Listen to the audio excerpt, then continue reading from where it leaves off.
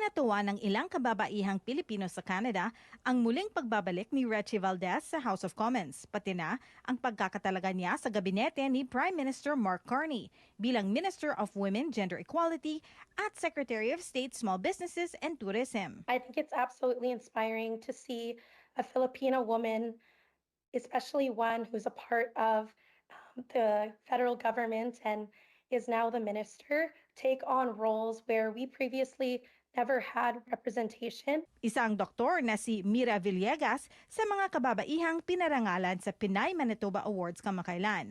Aniya, sana sa bagong posisyon makatulong si Valdez para mapalawak ang oportunidad para sa mga kababaihan at gender-diverse people sa Canada. I would love to see her reach out to young women and youth and young adults and adolescents to see how she can best support us in our educational journeys, whether it's how she can best support tuition or mentorship opportunities. Para naman kay Perla Havete, ang Pinay Legacy Awardee ng nasabing awards, mahalagang issue raw para sa mga kababaihan ngayon sa Canada ang pagkakaroon ng sapat at abot-kayang childcare.